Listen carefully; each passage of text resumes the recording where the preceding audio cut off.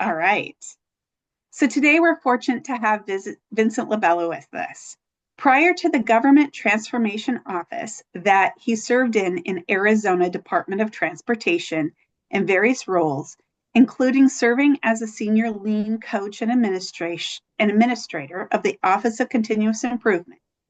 At Arizona DOT, he played a leadership role in embedding the state's continuous improvement program, the Arizona management system, into their culture. He had oversight over all of Arizona DOT's employee engagement programs, including mentoring, one to one coaching, recognition, and new employee onboarding. He's a graduate of Bentley University in Waltham, Massachusetts. That's where you're going to hear his great accent from. There, he majored in business administration and management. After growing up in Boston, he now enjoys the warm Arizona weather by staying active outdoors and spending time with his wife, two college-age children, and a black lab named Brady. So without further ado, I'm going to pass the mic to Vinny. Thank you. So I'm going to start with a quote. Form Frenzy was not the flashiest initiative, but it was so important because it put people first. So don't take my word for it. That's a quote from our governor, Katie Hobbs, putting in perspective the Form Frenzy initiative. And I think the governor's quote adds perspective to the story that I hope to tell and want to tell today. It's a story about building trust and improving the customer and the citizen experience that we provide to the people of Arizona. I think you'd agree, we all understand that government forms are necessary, a necessary part of life for Arizonans in Washington and everywhere, to get things like a license to drive, to fish, to work, to launch a business. We use forms to fulfill legal obligations, assert our rights, access food and housing benefits, file taxes, health insurance things, et cetera, et cetera. We also acknowledge that complex and lengthy forms can be a barrier to getting benefits to people who qualify for government services and may be in urgent need of them. So with those things in mind and as a backdrop, we launched Form Frenzy 24 to improve the forms used to access government services. It was a statewide initiative to improve the user experience through form design and delivery. However, the goal was much more than updating forms in hopes that more people could complete it. It was really about expanding resources equitably and expanding accessibility and rebuilding trust between government and people by doing so. So I will try to take you on a journey and share the details related to this initiative, including how we try to get buy-in from agency leaders and continuous improvement professionals that exist within the agencies, lay out a framework for how we would conduct this initiative and did conduct this initiative, with form design sessions to share know-how, how we supported teams' work, collected data, and ended with a recognition event and some lessons learned. So with that in mind, the next slide come up, yes, and it's about people-centered government. So under Governor Hobbs, one of state government's main focus areas is forging this people-centered culture, which is described on the slide. 10 to 12 years ago, Arizona kicked off its plan to adopt continuous improvement, lean practices and principles, and embed them into our culture. We called the system AMS, the Arizona Management System. When we did that, we exposed agencies to lean practices and behaviors by launching a permit blitz. We focused on improving the many permits and the permit processes that existed across the state. You know, for people who work in the state government, you have many permit processes. So now, referencing that past experience, under this administration, we want to invigorate or reinvigorate AMS. We want to make sure we integrated it and advance it. So the Form Frenzy Initiative was a people-centered way to improve the lives, build capacity, and increase the impact of what our work has on people's lives. And that way, Form Frenzy is consistent with our people-centered approach because we learn in AMS as well, people are at the center of everything we do, and we seek to design forms with people front of mind. So that's the backdrop. Next slide lays out our overall, at a very high level, our process. We had 36 teams participate, representing each of the 36 cabinet agencies. So this is enterprise-wide. We offered the agencies the opportunity to learn and apply a systemic approach to improving forms to make them easy to use and more human. This also reinforced and is consistent with AMS approach. which is based on the pillars of respect for people and regular, daily, incremental, relentless improvement. For those of you who are acolytes of Toyota, this should be similar and consistent with that. As illustrated on the slide, the Form Frenzy experience consisted of an opening session in February, an intro, and goes to a design session, a period of time for teams to make improvements, to attend workshops, and then share their learning at the end. So this is what we're going to talk about today. The next slide talks about the three main areas, the three primary interactive sessions and engagements that we leverage to maintain a focus on this initiative and to get results. So we'll start by talking about the introduction session. So the next slide talks about this, yes. So we invited, the audience was the agency directors, very senior leaders, or identified OCI or AMS continuous improvement champions. We provided an overview, basically the rationale. So we also try to implement change management best practices along with continuous improvement practices. So what's the rationale for this change? We want to explain the what, the why, the how, and the expected outcomes. We provided guidance on prioritizing, selecting a form, which would be the focus for the first 3 weeks. And we explained the opportunity to learn and apply this systematic approach to improving forms. The introduction session was also meant to stress the importance of this initiative and the important role that leaders play in its success. So before they left, we gave direction to them to get them started and make some progress, do some legwork with the actual design event a month or so later away. We also provided a 30-page Form Frenzy guide, which was guidance that we grabbed from different sources that we were learning ourselves how to do this, and put it on our website, accessible to everyone, to help in the backdrop to get them going. We don't want anyone held back waiting for our session, so to speak. All right, with that in mind, the next slide talks about some of the rationale. So we want to make sure people know the what and why and when and how, and some of the why is shown here. Why improve forms and why now, right? So this is could be very set us back when we look at these kind of numbers. But the average American spends 35 hours a year filling out government forms. The average American spends 46 days of their life waiting on hold. And there are so many different federal programs addressing anti-poverty, but unclaimed money, is a problem for all of us. So we wanted to build better forms to show this respect for people and talk about the benefits of improving forms and what success looks like. And while we're not the federal government or state agency, right, state governments contribute to and are part of this process and unclaimed money, et cetera. So we all live this. Next slide talks a little bit more about the what. So we wanted to let people understand the what here. Over a 90-day period for us, right, a tight window, we wanted 36 agencies to improve one form, and try to make as a monumental impact as possible. So how would we do that? We explained this statewide initiative would improve the user experience. We would focus on training, on design delivery. And this would be part of an ongoing and maturing effort, which is very important to improve forms across the state. It's not to stop with this 90 days, right? It's a leg up, a framework for us to keep building on. And I can tell you when I get to the end and talk about lessons learned, there's many of the agencies are going gangbusters, continually using this information to improve, and make them better, make forms better, the ones they started with, and new forms that they targeted. So we focused on what we could do in 2 to 3 months. So keep that in mind. So roles and responsibilities. When we also talked about this to make sure people knew what it was. That agency directors and leadership, the key thing we wanted them to make it safe for people to share their questions and concerns, right? Acknowledging that this is the first of many efforts that we wanted to work on forms. So we wanted to build confidence in our ability to successfully achieve desired results with these initiatives. And we want to make sure they could explain and support this initiative. You might be familiar with the sponsor role in change management, right? It's also important in change management to let people believe that the outcome is attainable, right? And the better we do in these initiatives, it builds confidence that we can continue to do good work, right? It builds the confidence in that. The agency OCI lean champions were mostly the process owners. They also could help to sponsor and mitigate issues for the teams. Form teams had a role. We wanted them to be active participants in being transparent, sharing their knowledge, experience, ideas, concerns, communicate back and forth, and learn on the ground floor, the front line, how to look for form improvements and make recommendations.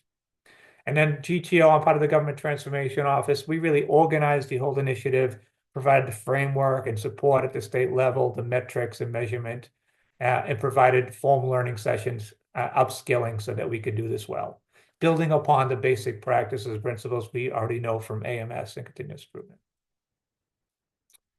Next slide, we'll talk a little bit about the scope. I touched on it a bit, but we wanted people to really focus on the scope, which is the content of the form, changes to instruction, questions, layout, form fields design, thinking of colors, symbols, and icons.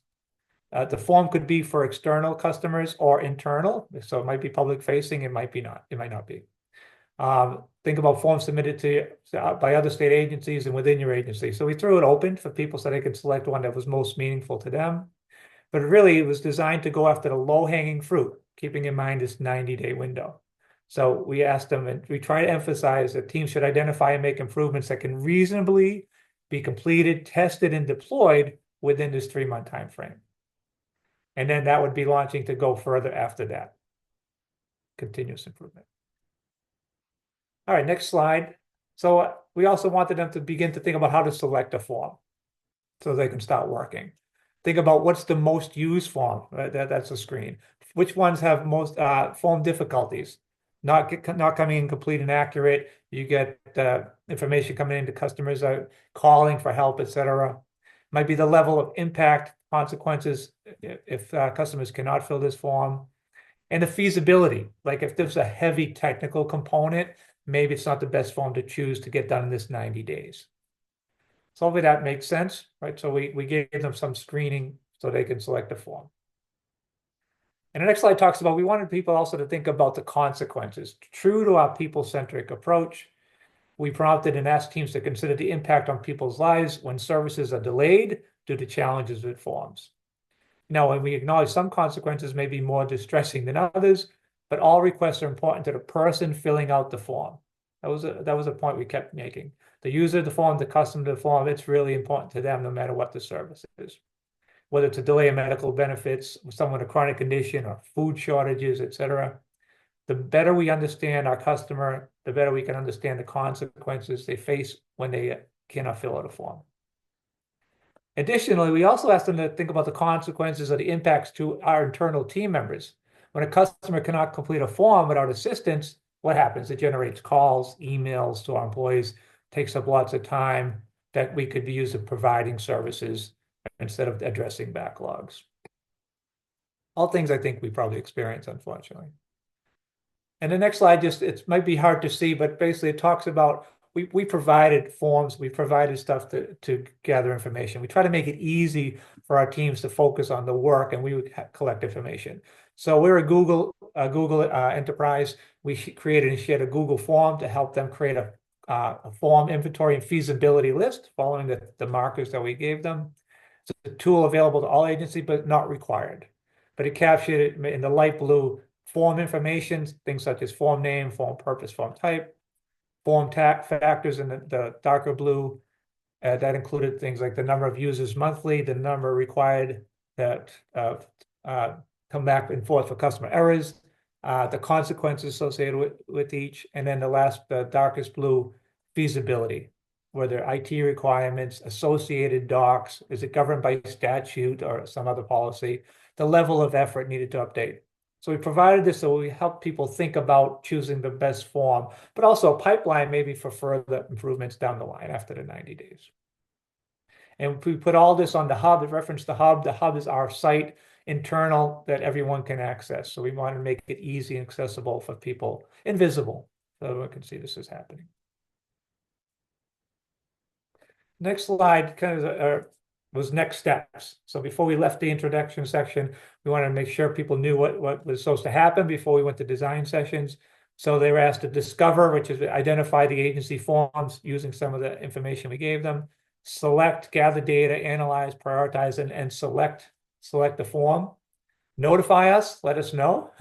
We'll put it on the form, we'll start gathering information. And then start to organize and build your form team. Think about balance the resources your team needs to ensure team participation. Can they come to our events? Do they have they're given time away from their regular duties as part of their regular duties to complete this work in 90 days? designate a project lead, etc. Make sure you have the right subject matter experts or SMEs and technical experts on the team that match the form you picked. So hopefully that all makes sense. And the next slide just says we galvanize people, so let's get to work. We want to make sure they're prepared to start. We gave them easy access to guides, materials, and support on the hub, which is our website. We provided the form, which is right there, 30 pages, a guide that frenzy. And that was actually a live QR code at the time for people working mobilely on phones. They could access this information. So we wanted to make it easy for people to do the work that we asked them to do. And again, we reemphasize to be a vocal supporter, engage your staff, challenge your team to eliminate more sludge or waste. And I'll talk about sludge a little bit. We learned a new term from Cass Sunstein, this idea of sludge, which is very similar to the concept of waste, or the 8 waste that we know in continuous improvement. And we want to remind people to celebrate the success all the way through, but that we definitely have a celebration event at the end. All right, all that to say, we kicked that off and we got us ready for the form design sessions. So we offered 3 different dates, but it was one session you can come to, whichever date worked for you. Early March. There were 3-hour sessions.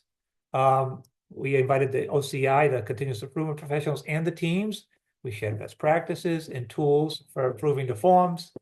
And that would allow them for the remainder of the month of March through May, they could use this information to improve, pilot, and deploy the form, as well as measure. And we'll talk a little bit more about the design sessions here coming up. Next slide, please. So some of the desired outcomes of the design sessions are to keep the momentum going, right? We learned from past things that you have to keep the momentum, keep a focus on activities, even over 3 months. We want to maintain this consistent focus, provide the necessary knowledge to apply to their forms and make improvements, not overwhelm them with knowledge, but give them the new knowledge they would need to do this. We talked about and taught industry standards and best practices. We fought teaching, so we would, in these 3 hours, we would talk about a session of form design, and then we would let them practice with breakout sessions to get some going. The team would assess their forms for improvements and do some work. And then we do some more teaching and some more breakouts. So they left with, so we did learn and do, but also they left with some tangible artifacts. They said made progress in these design sessions to get them going. And I think that served us really well. The proposed improvements would be documented and teams would go back to their agency to begin the process of further evaluating and building on the improvements and implementation options that they learned. Next slide, please. So design sessions included guidance on the things to consider as teams looked for the right opportunities to improve their forms. Again, consistent with AMS, we discussed taking time up front to understand who the customer is of your form, right? Just like problem solving in AMS, it takes more time to understand the customer and understand the scope of the problem and the factors. So we asked them to understand what customers, your users of the form do and why they do it, and helps to inform the user needs. We wanted them to think about this conversation with customers, make it conversational when you do create the form and as you gather information. Some of this behavioral insights was a new thing to us, so we were learning on the fly as well. So we learned a lot of stuff and shared this behavioral insights, which encourages certain behaviors. So one of the things behavioral insights talks about is this acronym EAST, to make your forms easy, right, to use. Make your preferred option the default. Make it attractive, draw attention to the parts of the form that you want people to see. Make it social. Think about the social commitments that drive human behaviors. And think about the timeliness of your information and your asks. Prompt people at the best time to provide information. We also shared information related to behavioral insights, that this term cognitive overload, which maybe have heard of that. Our brains can only decipher and deal with so much information at one time. Influence choice through presentation. How order affects our choices, and this idea of friction costs. Small annoyances can make a big difference. So all these things were, and a lot of the behavioral parts of it were things that were new to us to think about on top of the technical aspects of a form. And I can tell you, we got a lot of attention to this and interest. I think our people across the agency and ourselves, as we learned it, really found this of interest and new learning that built upon the basics of AMS and Lean. All right, next slide, please. So these are the three key areas we talked about in these design sessions: form introduction, form structure, form expression. Form introduction instructions included how do you direct people to your form? Form name is simple, makes sense. It might seem obvious, but there's some the mistakes that people typically make without thinking this through. Form instructions, think about how they can be just in time. Think about the eligibility questions you ask. And accessibility, how customers can access the form. Are you designing it with people for people with disabilities in mind, with who use mostly phones versus computers, etc. And then form structure, there's best practices, including simple is best, and how you group stuff in paragraphs, etc. And form expression, how you speak to people, first person, second person, etc. So this was really new information for a lot of us, building upon the behavioral insights. I think made a big impact. Next slide. So the deliverables we wanted to leave with, right? Design knowledge, provide foundational knowledge on how to improve the forms that they could repeat again for other forms, because we wanted this not to be a one-off. This 90-day program really was a launching point for us to continually improve our forms and teams.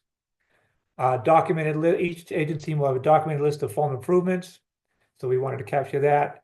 And measuring form improvement, we wanted to equip them to begin measuring their improvements. Next slide, please. And here we go. On the slide, we have, this is a room that we used repeatedly for our sessions. This is staff from our DPS, and one of many, but captured here. The people seem to enjoy this session, working together, working with teams, breaking down silos, actually sharing ideas with members from other cabinet agencies who they don't see as often. So the other thing, we wanted to get time savings. This is some of the impacts for people, customers we wanted to think about and consider. Time savings through simplicity, usability, consistency, decrease the language barriers, eliminate redundant questions, easily determine eligibility, and better understanding what the form is based on title. Right? That, again, some of these simple markers were not that simple. We would look at forms here and say, I don't know, 5 different people would think 5 different reasons for using the form by reading it. So those are some low-hanging fruit we wanted to work on. All right, next slide. And then also we wanted to make sure people understood the follow-up. The GTO would be the main support, working with the OCI administrators and the teams. We'd use the document list of improvements to follow up with teams to provide support on the wins and challenges, make it very visible for all of us, and we would track it and collect wins, right? We wanted to continually celebrate progress and report progress to motivate everyone and share them across agencies. Next slide talks about some of our measurements. So this is one of many, trying to keep it a little simple here. So we asked, which form area did you find the most opportunities for improvement in the first one? So we wanted to measure their progress related to the process for improving the forms.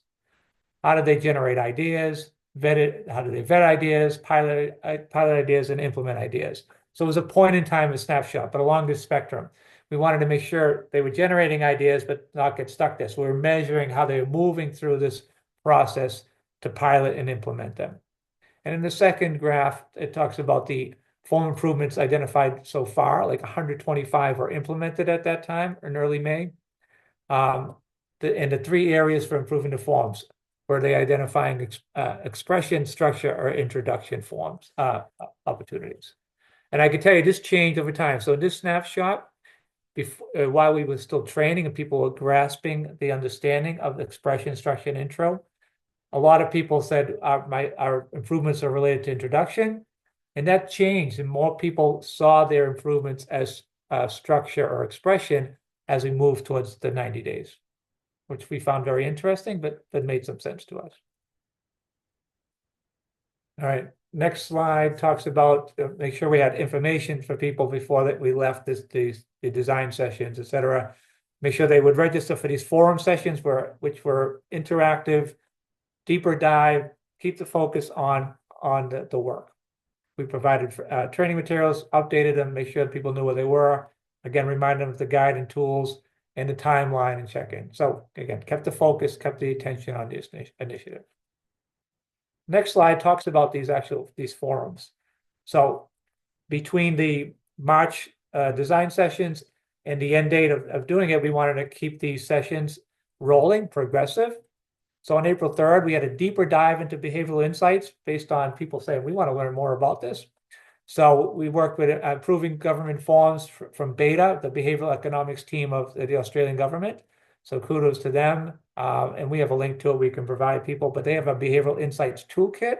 So we were learning and sharing this stuff. We found it very, very valuable and insightful. Then April 17th, we talked about sludge and waste reduction. So Cass Sunstein is a nationally renowned leader in this area. So we connected that with our understanding of wastes. And so we wanted to really focus on the unnecessarily effortful processes and barriers that these forms were setting in front of people, excuse me.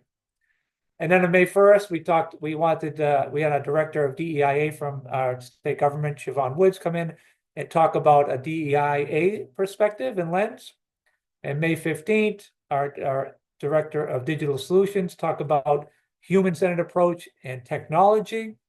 And it all worked up to, we were lucky enough to have Barbara Kingsley from the Center of Plain Language on May 29th, really talk at an expert level about plain language and how to make these forms conversational and think about the customer at a level that we weren't comfortable with yet or didn't understand yet. All of these things, again, kept the focus, and we could see people keep growing their understanding of the opportunities for improvement. All right. And that led us to the next slide, please. Some more measurements, right? So then it was, May 29th leads into June. So the next slide, please. Sorry. Thank you. So we had by June 1st, teams had 685 improvement ideas, but they actually implemented 433. And you can see here, a lot of them were in form introductions, 166, almost as many in form structure, and a bit less in form expression. But we did know, and I say it again, they grew their understanding of form, structure, and expression, and more ideas moved to and were considered to be of expression and structure as we kept talking to people, etc. Next slide is a big list of how, proven examples, right, from people's own assessments. Lots of examples of reduced processing time on the form, great. Some teams translated to Spanish. I could tell you a lot of us were thinking about what languages do we need to add in what order. Again, in 90 days, we couldn't do everything, but Spanish is a common second language in Arizona, so that was the one a lot of teams went to. Implemented QR codes for phone usage, implemented DocuSign and data validation, anything to reduce the need for people to come in or reduce authorization wait times. Use color and bold to highlight important information, really make the forms stand out and visible and more accessible, less errors that way, easy to understand for the people. Eliminated duplicate questions, that was a biggie. We converted from paper to fillable PDFs. This idea of plain language, multiple forms into one form, people like that, the visual appeal, added or improved instructions, and reformatted for easier completion.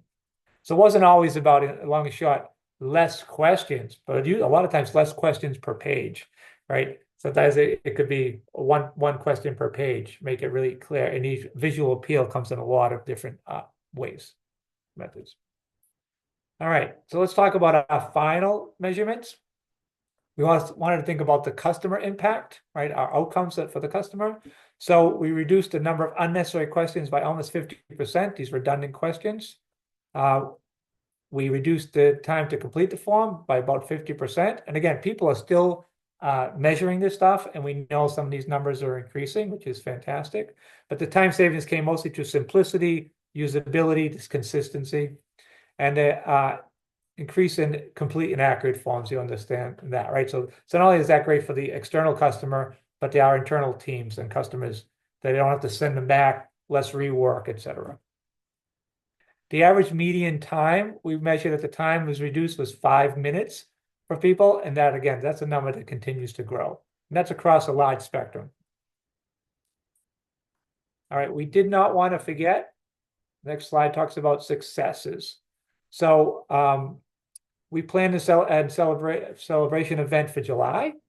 We asked each agency to fill out a success story submission, which this shows here, for each form improved, and submit data by June 7th. We wanted to use this data to have a great celebration in July with the governor and the governor's team and with us. We wanted to celebrate all the amazing improvements and all the efforts of the form teams. So the next slide is an example of this. We have tons of these, so I picked this one as an example of success story outcomes submitted. On the next slide, please. So, and it talks about, yes, thank you, increased timeliness. Another agency improved accuracy and decreased time. And you see how they're thinking about the impacts to customer, reduced from the number of pages, reduced the questions, reduced completion rate time. So really thinking about the customer and how to measure this. Decrease in processing time, better data, time to complete reduced, et cetera. So we really wanted to think about improvements in our process, improvements in the customer experience, and improvements in the customer's life. And we had a number of measurements and people really understanding this and reporting it in new and better ways. Which leads us to this event, the next slide, in July. So as a recap of our process, the governor's office came and helped us develop this recognition event in person. Want to recognize team for improvements made. The agencies really enjoyed sharing what they learned and how they did it. I mean, this was a big lesson learned from us. We already knew this, but the impact being there myself was fantastic. Like, people really enjoyed showing off their work, something that I encourage us all to remember. And a lot of our teams in the state are either hybrid or work remotely. Great opportunity to come together from all over the state, meet the governor, listen to the governor and the governor's chief of operations. Right. And these improvements celebration, I know, confident, built momentum for the additional improvement work that's happening right now as we speak. The next slide is a overview of what it looked like. There's a picture of the governor there. It's a Monday morning. This is where, again, she gave us this quote about not the flashiest initiative, but it's the importance of putting people first. She also challenged us at this event to design the simplest forms ever by year end. So what teams are taking that on now took it to heart.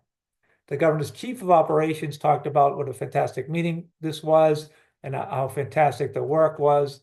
He talked about his favorite part was the pride that staff got from doing this work and improving the forms for customers, how they were empowered to make positive change and given the tools and trust to make this change, and how they absolutely delivered. So it was really meaningful support from the governor's office as well.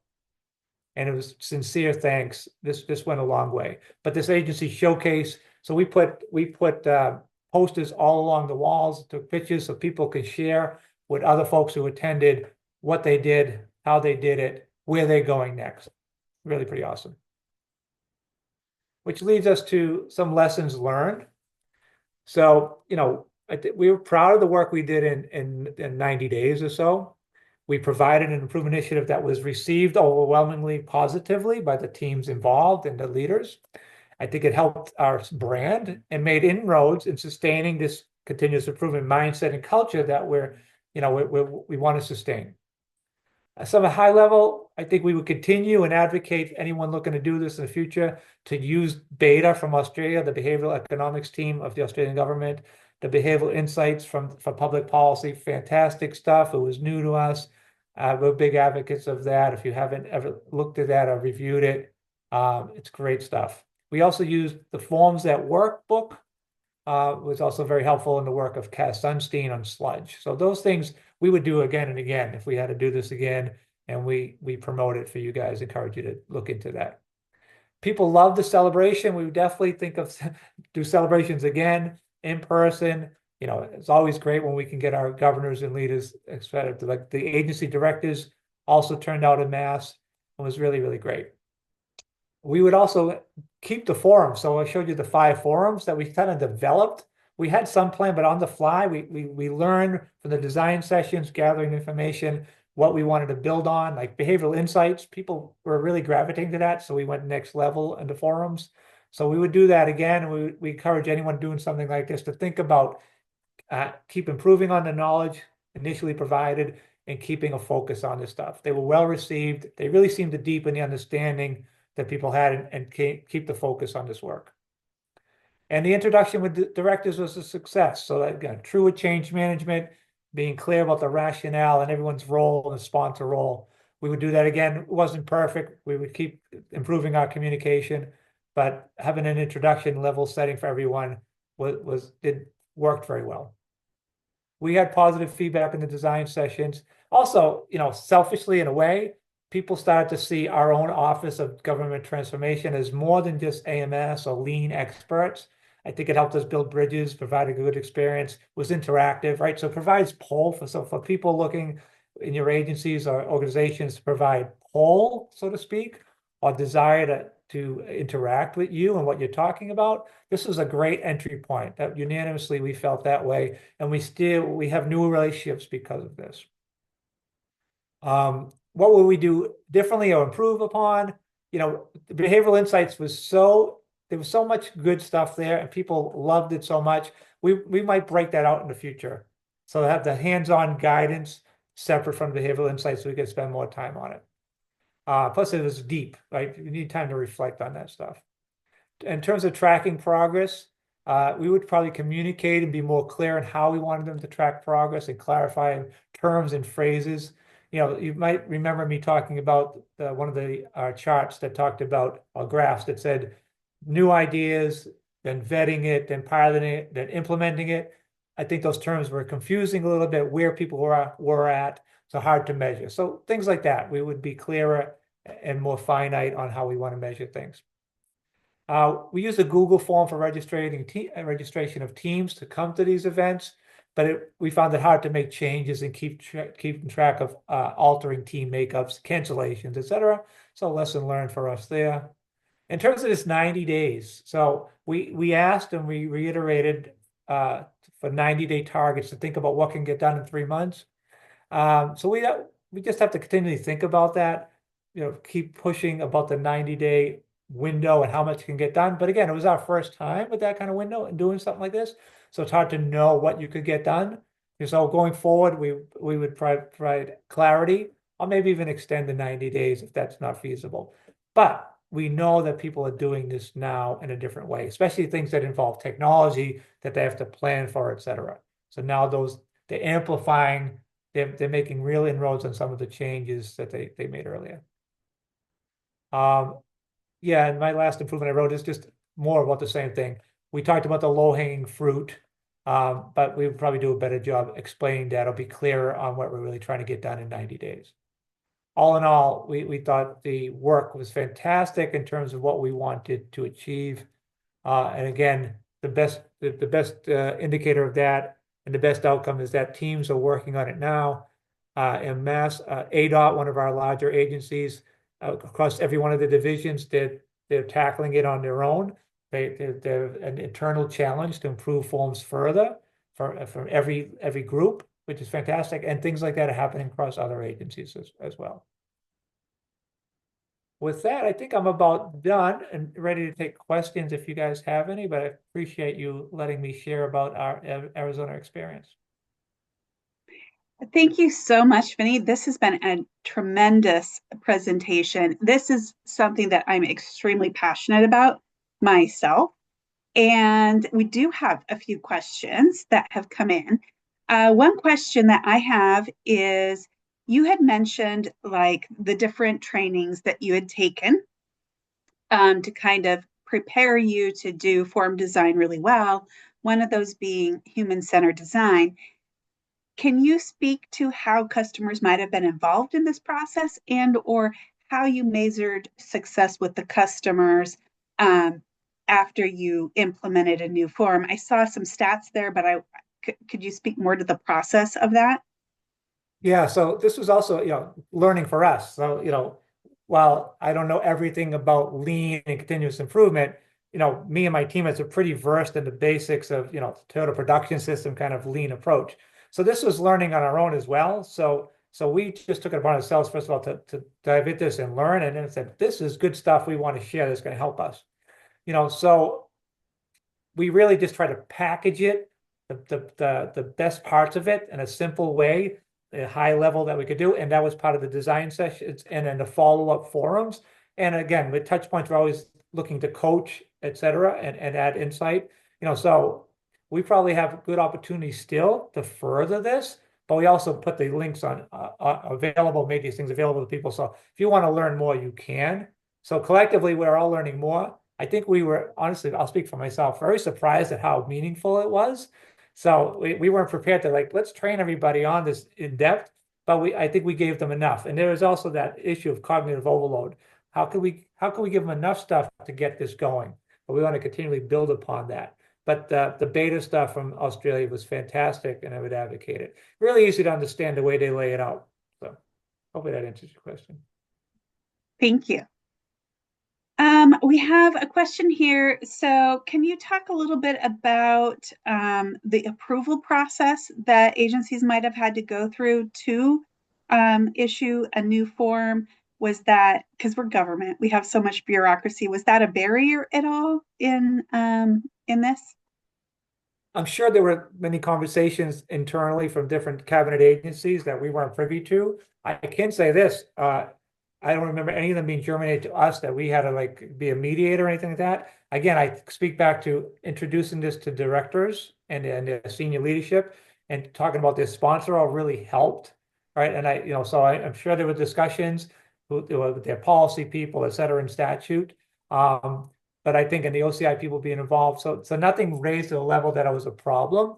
But I'm sure that those things happened. Is the discussion? Is it right? And some were probably tabled. Pretty confident of that. They're saying too risky or too much involved, or that's politically sensitive, or whatever it may be.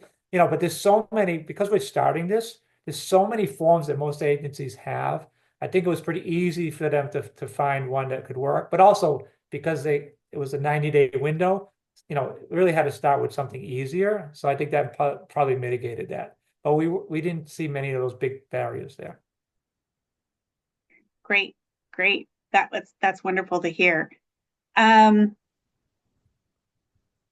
person asks, what is the name of the book on forms you mentioned and who is the author? Let me find my slide. I think it's Forms That Work, I mentioned, right? I believe. Okay, Forms That Work.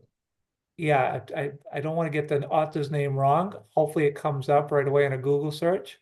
Forms That Work. I think it was out of the UK, but I could be wrong. A lot of these things were sourced by one of my teammates was the lead on this. I get the privilege of speaking to it, but I was not the lead on this. We Okay. collectively as a team, we worked on this, but we did have a team lead who saw some of the stuff and at first it identified this as good stuff, but it Forms That Work was something that I know he used to do a lot of the design session for us. Great. Thank you. I'm just a mouthpiece with the funny accent today. That's what I am. All right. What portion of this process do you think was most difficult, and what would you recommend for others trying something similar? Well, like I said, hopefully my lessons learned give some insight to what we would do again and what not to do. Again, I'm a big believer in change management practitioner and practices. I think part of it is really getting people to understand the what and why.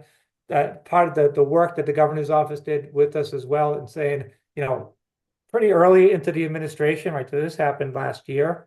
This is something that's important to the governor and the administration and everything they want to accomplish. So the buying was pretty easy once I think, narrowed it down with the rationale why now. It's like all of that's important. So if there's a good reason why people are behind it, and then some of these organizations are big. We only ask for one team, so a lot of those things went to this. But if, you always have to worry about change fatigue or too many priorities. All those things are always in the ether. But I think this really hit the mark. And for people who did remember, if they had 10 years in agencies, the permit blitz and the impact that made, I think that also helped with some folks as well. Nice.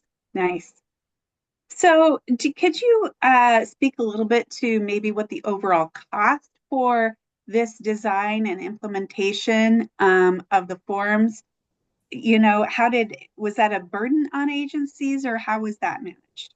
Well, I don't want to be ignorant that things cost money, but I could say because we tapped into free resources, so to speak, and books and such that are published. And we use our own internal consultants, GTO and the OCI folks, right? There wasn't that cost of a third party initiative. There's always, of course, cost of pulling people away from their daily work. I can tell you one of the things we constantly talk about as lean and continuous improvement practitioners is this is the work, right? So I could also make the argument this is the work we do, but there is, a cost with traveling because a lot of these sessions were in person, which we wanted to do. So it's hard to say. I don't have a great number there. I think we would be comfortable saying the return on investment already with the initial measurements, pay for it in spades, just the time saved from team members themselves, not having to do rework and reaching back out or answering calls because they're complete and accurate and the ease of it will pay for itself in spades over time. Yeah, I agree. So there's a couple of questions here, wondering if you are able to share any of your resources, like the forms guideline manual or a before and after version of one of your forms to show what the results were. So I will commit to having this conversation in depth with my leader and my team. I know we had some stuff in the guide that we wanted to attribute correctly and before making sure we had everything in order. So we're definitely open to it. I don't want to overpromise today, but yes, we will make ourselves available and be able to share stuff that makes sense. Great. That would be amazing. So everybody will post that to our website, whatever comes back through from Vincent. So you can check back in a couple of weeks and see what we have there for you. A couple other questions. What is the best? Did you? I'm going to start over. Did you encounter any scope creep with some of this? I can see how like you have this 90-day sprint and you want to get in and do it, but then you get in and Yeah. some kind of it becomes a spider web sometimes. Yeah. And how did you manage that? Yeah, so With the tight timelines? without a doubt, some of that happened, like, and some, even some around measures. So, we didn't have the most accurate, distinct measures from all of the 36. That's a culmination. Those are honest measures, but it doesn't represent everyone. And part of that is because some of them just, they were ambitious, things happen, et cetera. But again, no blame, no judgment. It was all about intent, et cetera. And some of those teams are now really deep into great work that's going to bear fruit. They just misjudged, possibly, if you want to use that word, the timeline. But it's all about the spirit of the work and encouraging this improvement work with focus on people. So that really is it. There was no slapping of wrists if people didn't fulfill it. It's like it's great, and what's happening next? So that's really the attention and the focus, and where the thanks were, and that's really helpful.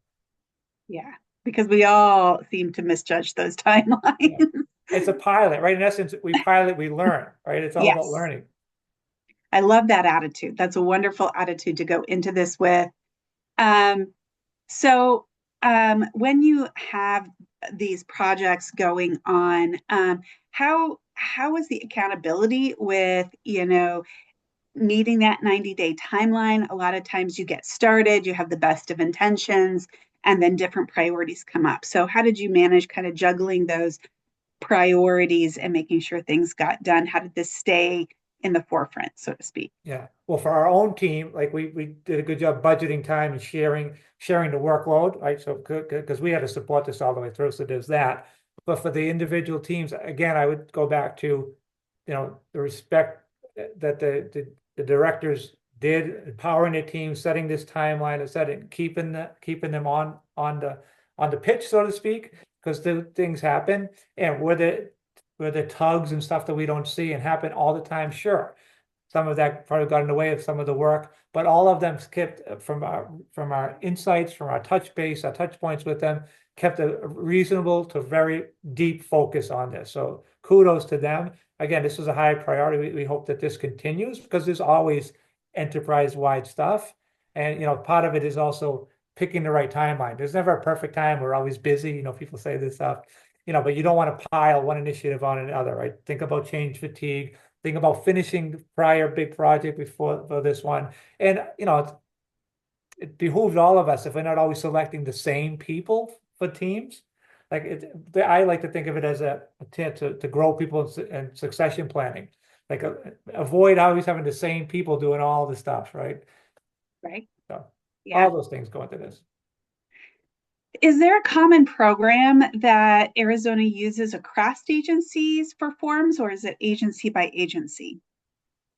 I think most of the forms we're talking about are independent agencies. I think one of our initiatives, I think I could say this safely, is that one of our longer term goals is how to integrate this information. Agency A asks for, Jeannie, your name and information, et cetera.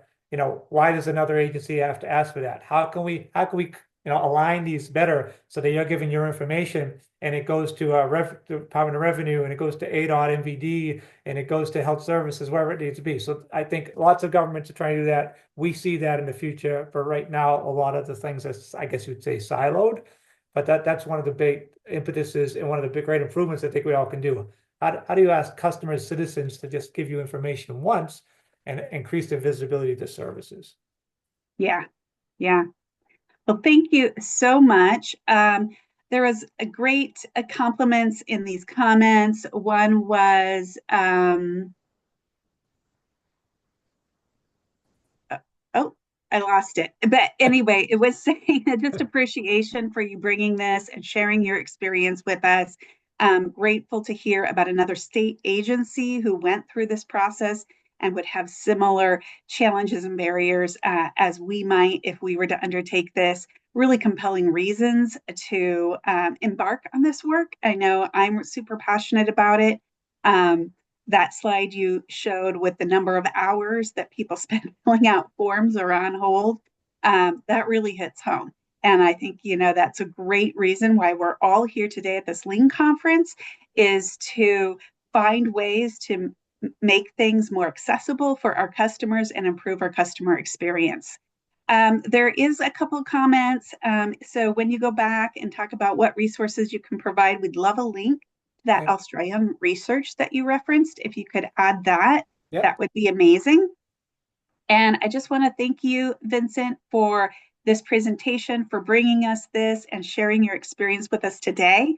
I want to thank everybody out there who came and participated. I know at one point we had over 500 people on listening to this, so it's definitely captures people's interest and hits home for them. And just a reminder that our sessions will be up on our website where you can access them within a week. We'll have the video recording up there. And we have one more session today, guys. I hope to see you back at 3 o'clock. And thanks, everyone. Thank you. Thanks for having me.